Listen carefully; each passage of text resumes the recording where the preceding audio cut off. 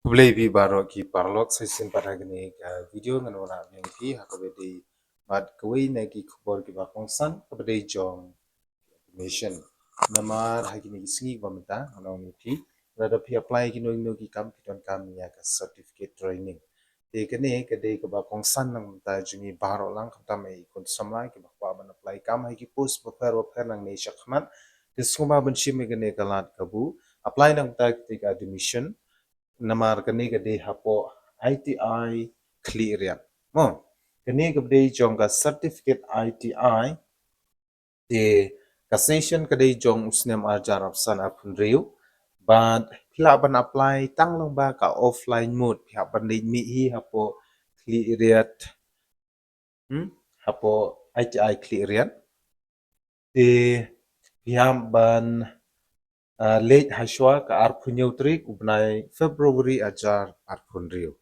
sngau pha ban bat ya kani katrik kelas date kan di arpun trik ubnai Feb ajar arpun namar kani ka ITI certificate kadi ka bakungsan lada pikwa ban apply kam hai kino ki pus hadin habut mo de nata kadau subha ban shimkhia ya kani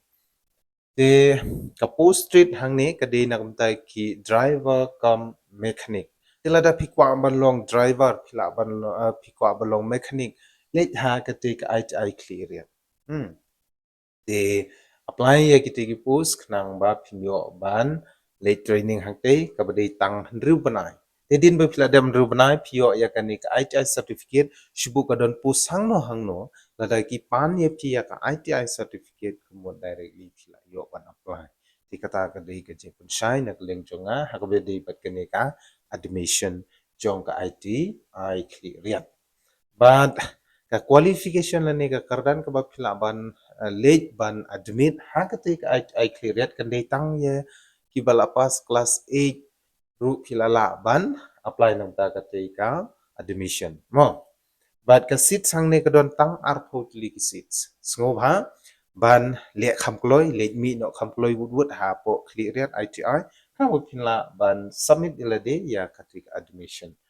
but ki documents ki ba pidon kam ban ra ha ka por ba pi late ban admit ilade ha ka te ka ITI pidon kam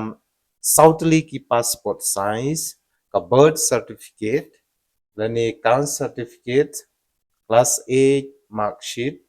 Aadhaar card bat ka passbook ru pidon kam ban zero pidon kam ban ra mo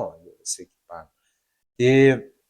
lada pikwa shishu ya kijing penshai halo kate ka admission hilar ban call hakini ki number ngam ha new ndriu r khandai non new pralai not but so we pede new ndriu r pra not r san we